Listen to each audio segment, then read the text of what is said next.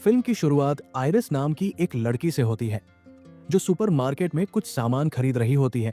तभी उसकी मुलाकात जॉश नाम के लड़के से होती है। उन दोनों को पहली नजर में ही एक दूसरे से प्यार हो जाता है, जैसे लव एंड फर्स्ट साइट। इस दौरान आयरिस हमें बताती है कि उसकी जिंदगी के दो सबसे खास पल हैं। एक जब वो पहली बार जॉश से मिली और दूसरा जब उसने हमेशा के लिए जॉश को खत्म कर दिया। कुछ समय बाद जोश आयरिस को अपने दोस्तों के साथ एक ट्रिप पर ले जाता है।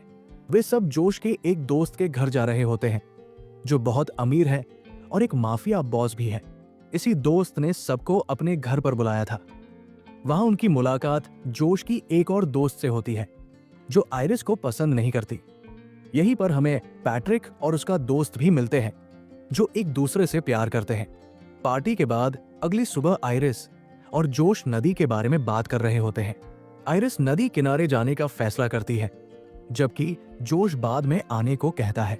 अकेले नदी किनारे खड़ी आयरिस को अपनी जेब में एक चाकू मिलता है। वो हैरान होती है और सोचती है कि ये चाकू उसकी जेब में कहां से आया। तभी घर का मालिक सर्ग वहां आ जाता है। आयरिस चाकू छिपाकर वहां से जाने लगती है। सर्ग उसे रोककर बातें करने लगता है और फिर आयरिस से अपनी पीठ पर लोशन लगाने को कहता है। आयरिस को यह सुनकर थोड़ा अजीब लगता है, फिर वो बिना कुछ कहे लोशन लगाने लगती है। सर्ग की हरकतें यही नहीं रुकती। वो आयरिस का हाथ पकड़कर उसे अपने करीब खींचता है। आयरिस बार बार उसे छोड़ने को कहती है पर वो नहीं मानता। गुस्से में आयरिस उसके मुंह पर बोतल मार देती है। सर्ग भी गुस्से में उसे जोरदार थप्पड़ मारता है जिससे वो नीचे गिर जाती है। दोनों के बीच हाथापाई शुरू हो जाती है। सर्ग आयरिस का गला दबाने की कोशिश करता है। अपनी जान बचाने के लिए आयरिस उस चाकू से उसकी गर्दन पर हमला कर देती है जिससे वो तुरंत मर जाता है। खून से लथपथ और हाथ में चाकू लिए आयरिस अपने दोस्तों के पास आती है। वो बताती है कि उसने सर्ग को मार दिया क्योंकि वो उसके साथ जबरदस्ती कर रहा था। ये सुनकर जोश उसके पास आता है और कहता है शट डाउन।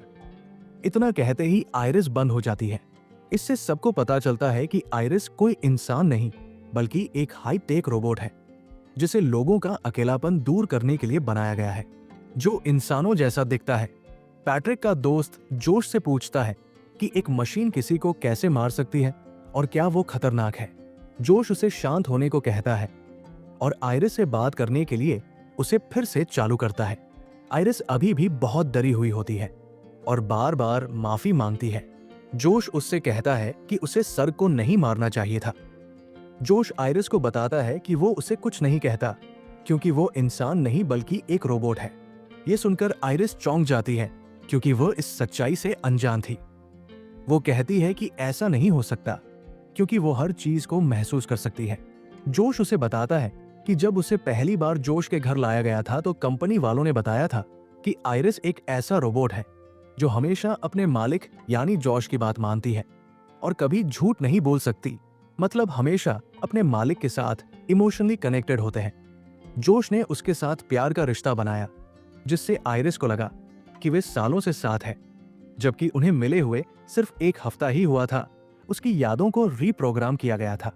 जोश उसे ये भी बताता है कि उसकी आंखों से निकलने वाले आंसू नहीं बल्कि पानी है क्योंकि उसके अंदर एक टैंकर है जो इमोशन होने पर पानी निकालता है। ये सब सुनकर भी आयरिस कहती है कि वह उससे प्यार करती है और रोने लगती है। तभी जोश की दोस्त आती है और पूछती है कि क्या उसने अभी तक आयरिस को बंद नहीं किया। आयरिस को पता चल जाता है कि वे उसे बंद करने वाले हैं। अपनी दोस्त से बात करने के लिए जोश उसे एक कमरे में ले जाता है। उनकी बातचीत से पता चलता है कि उन्होंने ये सारा प्लान मिलकर बनाया था। वे जानबूझकर घर के मालिक को मरवाकर उसका सारा पैसा पाना चाहते थे। जोश कहता है कि उनका रास्ता साफ है और वो कंपनी के आने से पहले आयरिस को रीस्टार्ट कर देगा जिससे वो सब कुछ भूल जाएगी।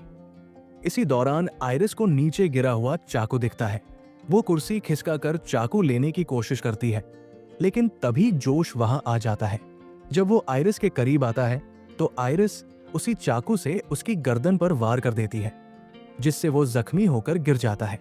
आयरिस खुद को छुड़ाकर जोश का फोन लेती है और घर से बाहर भागकर जंगल की तरफ चली जाती है। जोश की दोस्त ये सब देखती रह जाती है। पैट्रिक के दोस्त को पता चल जाता है कि आयरिस की जेब में चाकू जोश नहीं रखा था। जोश उसे बताता है कि ये सब उनका प्लान था और अगर उन्होंने आयरिस को कंपनी वालों के आने से पहले नहीं पकड़ा तो वे सब मुसीबत में पड़ जाएंगे। जोश एक पेन ड्राइव दिखाते हुए कहता है कि इसकी मदद से वो आयरिस में बदलाव कर सकता है। वो पैट्रिक के दोस्त को भी पैसों का लालच देता है और कहता है कि $12 मिलियन के 3 हिस्से होंगे, एक उसका, एक उसकी दोस्त का और एक पैट्रिक के दोस्त का। इस पर पैट्रिक का दोस्त कहता है कि 3 नहीं 4 हिस्से होंगे क्योंकि पैट्रिक भी उसके साथ है।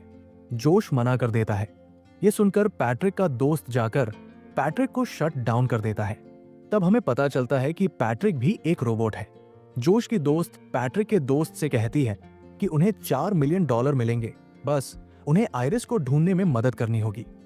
वो मान तो जाता है लेकिन कहता है कि बंदूक वो अपने पास ही रखेगा। जोश कहता है कि आयरिस बहुत खतरनाक है, जिसके बाद वो पैट्रिक को फिर से चालू कर देता है। दूसरी तरफ आयरिस जंगल में बहुत अंदर तक आ जाती है। उसके पास जोश का फोन होता है और अच्छी बात यह है कि उसे उसका पासवर्ड पता होता है। वो फोन खोलकर मैसेज पढ़ती है जिसमें लिखा था कि वे 2-2 की टीम बनाकर उसे ढूंढेंगे। आयरिस ये जानकर सतर्क हो जाती है। जब पैट्रिक और उसका दोस्त आयरिस को ढूंढते हुए आते हैं तो आयरिस एक पेड़ के पीछे छिपकर उनकी बातें सुनती है। पैट्रिक का दोस्त उसे बताता है कि जोश और उसकी दोस्त ने सर्क को मारने का प्लान बहुत पहले से बना रखा था। वो ये भी कहता है कि जोश उसे दोस्त तो मानता है लेकिन ये झूठ है और अब जब वो फंस गया है तो मदद मांग रहा है। ये सुनकर पैट्रिक कहता है कि वो भी एक रोबोट है, तो क्या उसका दोस्त भी उसके साथ ऐसा ही करेगा। उसे ये सुनकर दुख होता है कि उसका दोस्त जानता है कि वो रोबोट है। पैट्रिक का दोस्त उसे दिलासा देते हुए कहता है कि वो उसके साथ कुछ गलत नहीं करेगा क्योंकि वे एक दूसरे से बहुत प्यार करते हैं। वे एक फेस्टिवल में मिले थे और उनके बीच गहरा रिश्ता बन गया था। वो पैट्रिक से कहता है कि वो हमेशा उसके साथ रहना चाहता है। उनकी बात चल ही रही थी कि तभी आयरिस के हाथ में रखे फोन पर एक नोटिफिकेशन आता है जिससे वे दोनों अलर्ट हो जाते हैं। पैट्रिक का दोस्त बंदूक निकालता है और आयरिस पर शूट करने लगता है लेकिन निशाना चूक जाता है। आयरिस भागने लगती है लेकिन पैट्रिक का दोस्त उसे दूसरी तरफ से आकर पकड़ लेता है। आयरिस किसी तरह भागकर जोश की हाई टेक कार में बैठ जाती है और उसे अंदर से लॉक कर लेती है। जोश भी वहां पहुंच जाता है और दरवाजा खोलने की कोशिश करने लगता है। इधर आयरिस कार चालू करने की कोशिश करती है लेकिन कार चालू नहीं हो रही थी क्योंकि वो केवल जोश के आवाज के कमांड से ही स्टार्ट होती है। आयरिस अपनी आवाज में कमांड देती है लेकिन वो मैच नहीं होती। जोश एक दूसरे फोन से अपने फोन पर कॉल करता है जो आयरिस के पास था और आयरिस को वापस आने के लिए कहता है। वो वादा करता है कि सब कुछ ठीक कर देगा और आयरिस को कोई सजा नहीं मिलेगी। वो कहता है कि वो उसके अंदर बदलाव कर देगा जिससे वो सब कुछ भूल जाएगी। इस पर आयरिस कहती है कि अब वो उस पर दोबारा भरोसा नहीं कर सकती। इसके बाद जोश पैट्रिक को रीस्टार्ट कर देता है। जब पैट्रिक दोबारा आंखें खोलता है तो इस बार उसके सामने जोश होता है। अब इन दोनों के बीच एक नया प्यार का रिश्ता बन जाता है और पैट्रिक जोश से प्यार करने लगता है। जोश जब कार का शीशे तोड़ता है तभी आयरिस भी बाहर आ जाती है। तभी वहां पुलिस ऑफिसर आ जाता है। आयरिस को ऐसे प्रोग्राम किया गया था कि वो झूठ नहीं बोल सकती। जब पुलिस ऑफिसर उससे पूछता है कि वो वहां क्या कर रही है तो वो सच बता देती है कि वे सब दोस्त हैं और पास के घर में पार्टी कर रहे थे। पुलिस ऑफिसर कहता है कि मैं जानता हूं इस घर का मालिक कौन है और आयरिस को अपने साथ चलने को कहता है। आयरिस पुलिस ऑफिसर को बताती है कि उसके दोस्तों ने घर के मालिक को मार डाला और अब वे उसे भी मारना चाहते हैं, इसलिए वो उनके पास वापस नहीं जाना चाहती। तभी पैट्रिक वहां आता है और पुलिस वाले पर हमला कर देता है। वो उसे बुरी तरह पीट पीट कर जान से मार डालता है। इसके बाद वो जोश का फोन लेकर आयरिस को शट डाउन कर देता है और उसे लेकर वापस चला जाता है। जब जोश की दोस्त देखती है कि मामला गंभीर हो चुका है तो वो सारे पैसे पैक करने लगती है। वो जोश से कहती है कि वो यहां से जा रही है और उसे अकेले ही सब संभालना होगा। जोश उसे रोकने की कोशिश करता है और कहता है कि उसने उसी के लिए सर्क की जान ली थी, लेकिन वो नहीं मानती। जब वो जाने लगती है तो जोश पैट्रिक को उसे रोकने के लिए कहता है। पैट्रिक गुस्से में उसकी पीठ में चाकू घूम देता है, जिससे वो बुरी तरह जख्मी हो जाती है और जल्द ही दम तोड़ देती है। जोश उसकी लाश को ठिकाने लगाने के बाद आयरिस को फिर से चालू करता है, लेकिन इस बार उसके हाथ कुर्सी से बंधे हुए होते हैं ताकि वो कुछ न कर सके। जोश कहता है कि वो सिर्फ उसके अंदर बदलाव करके उसे रीस्टार्ट करना चाहता है ताकि उसका सारा डेटा डिलीट हो जाए, लेकिन अब उसे लगता है कि उसे खत्म कर देना चाहिए। आयरिस, जिसका दिमाग अब पूरी तरह काम कर रहा था, जोश से कहती है कि वो सब जानती है कि उसे क्या पसंद है और क्या नहीं। वो ऐसी बातें करती है जो सिर्फ जोश के दिमाग में चल रही थी।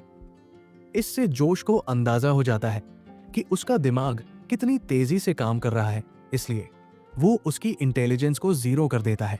अब आयरिस जोश के पूरी तरह कंट्रोल में आ गई थी। इसी दौरान आयरिस किसी तरह कंपनी के एक दूसरे वर्कर से संपर्क करती है और उससे मदद मांगती है। वो वर्कर आयरिस के अंदर बदलाव कर देता है जैसा वह चाहती थी। इसके बाद आयरिस जोश के पास जाती है। जोश उसे अपने फोन से शट डाउन करने की कोशिश करता है, लेकिन वो बंद नहीं होती क्योंकि वर्कर ने पहले ही उसके अंदर बदलाव कर दिए थे। अब उसे कोई भी कंट्रोल नहीं कर सकता था।